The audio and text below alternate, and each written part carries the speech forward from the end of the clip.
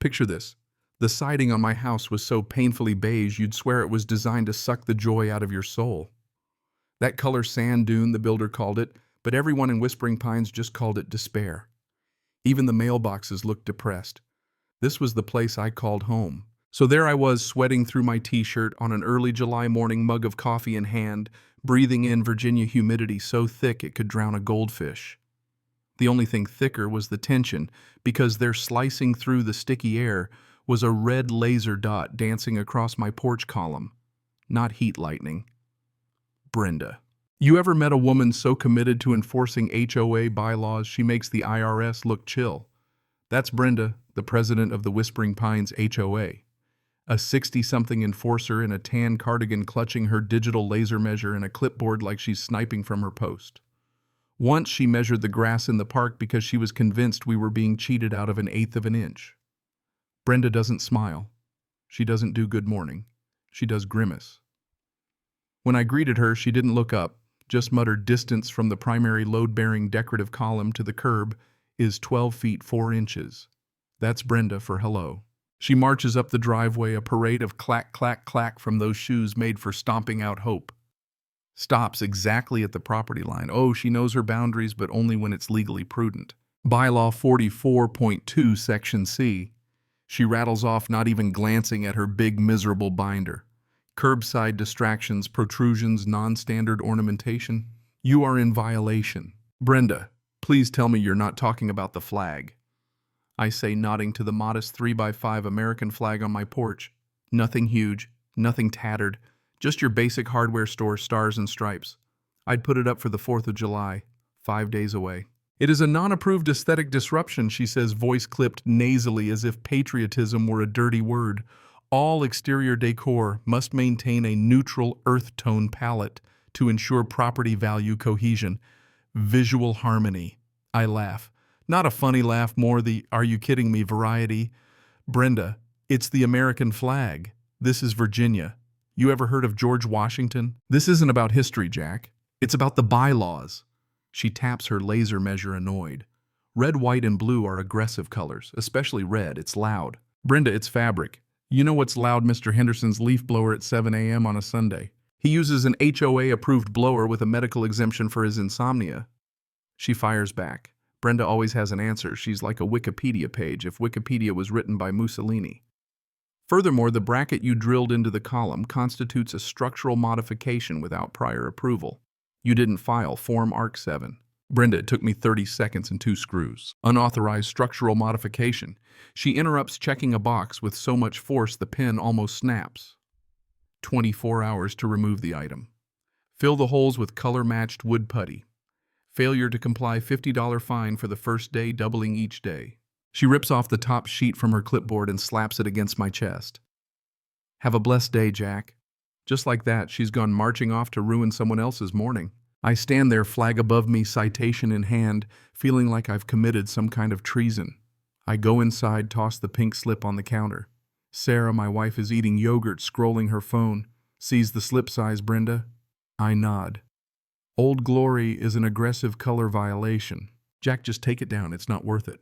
It's the 4th of July, Sarah. 2 streets over looks like a parade route.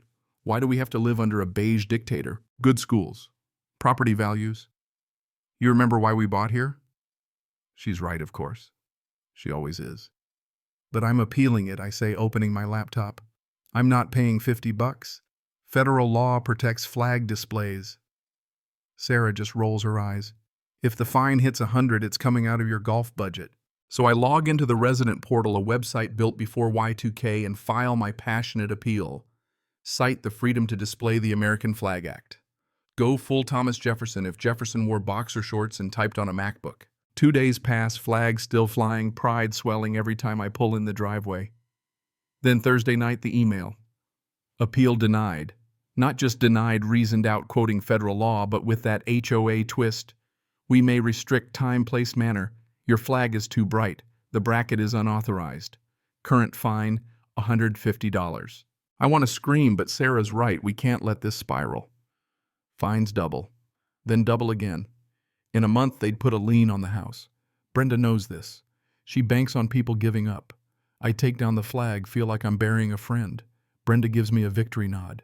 Get back in line. Now here's the thing about defeat. Sometimes it wakes up the petty part of you that refuses to roll over. Sitting out back, drinking a beer, stewing, staring at the old roof, my mind starts to wander. Siding regulated, doors regulated, shutters regulated, yard ornaments. Forget about it. Flags only on certain holidays, and even then, reasonable restrictions. But the roof, wait a second. Section 8.1. Roofing materials must be architectural asphalt slate or synthetic slate. No mention of color, not a word. Back when these rules were written, asphalt shingles came in gray, black, brown. Now you can order any color you want. And as a guy who works in construction supply, I know a guy. Sarah, I yell, racing through the house. What is it, Jack? A spider? A loophole. She reads the bylaws with me. You want to paint the roof, not paint. Shingle. In red, white, and blue. At first she thinks I've lost it. Jack, that's the Cabo Fund. But she hates the HOA too, and when I describe Brenda's face at the reveal, she's almost convinced. If you do it, it has to look professional. I know a guy, I say. Rusty. Rusty is not your usual roofer. He's part tradesman, part outlaw. He answers the phone on the second ring. Whispering Pines, 20% pain in the ass surcharge. Brenda measured my ladder last time. I tell him what I want, a giant American flag shingled right on the roof. He laughs a deep, raspy, I'm in. Rusty pulls up in a battered F-350, stickers everywhere rattling like it just came from a demolition derby. Brenda's curtains twitch. She's watching, calculating, probably filling out another violation form. We talk strategy. Rusty's got a guy in Maryland who can get custom shingles, Liberty Red, Midnight Blue, Titanium White. Visible from space, he promises. The stars hand-cut. This is art, he says, not a roof. We order materials wrapped in black plastic thermal insulation, we tell nosy neighbors. Rusty's crew arrives. Rusty Tiny, built like a fridge skier who chain smokes like he's in a noir film, and Jesus the muscle. They work behind giant blue tarps, safety requirement, Rusty claims when Brenda yells about the color. Mentions asbestos. Brenda recoils, clutching her clipboard like a rosary. By Saturday morning, the roof is ready. Rusty's crew is dead silent. No rock music, just anticipation. Sarah has the cameras ready. At 8 a.m. sharp, I give the word. The tarps drop. The sun hits the roof, and Lord, it's magnificent red, white, and blue stars and stripes so bright it hurts to look at. Brenda's jaw hits the sidewalk. Neighbors gather gaping. Mr. Henderson yells, God bless America. Brenda screeches, abomination. I'm calling the police. Cops show up, 2 cruisers, lights blazing. Officer Miller is a pro, but even he does a double take. Mother of God, he mutters, sunglasses off. Brenda goes nuclear, demanding arrests for visual hate crime. Miller just shakes his head. Ma'am, unless he's shooting fireworks at your cat, this is a civil matter. He nearly writes Brenda up for abusing 911. Neighbors are laughing. Brenda is fuming. Rusty lights a cigarette. She looks mad. She's dialing 911, I reply. Right on schedule. We have 1 hour of block party glory, neighbors congratulating me, Brenda locked inside her fortress. Then comes the envelope, legal notice from the HOA. They're fining me per shingle. 4,000 shingles, 10 cents each, plus an administrative fee. $600 a day. 14 days to replace the roof or they'll foreclose. That night I hit the panic button, email every lawyer I can find. Most ignore me, but then just as all hope seems lost, I hear from Simon Vance, the ACLU's own pit bull. He's thrilled. They fined you per shingle. That's fatal. That's arbitrary and capricious. He explains the law is on my side, but I have to let him work his magic. You just show up at the board meeting, bring a speakerphone, and don't say a word. Emergency HOA meeting. Packed room. Brenda, gavel in hand, lays out her case with a smug little smirk.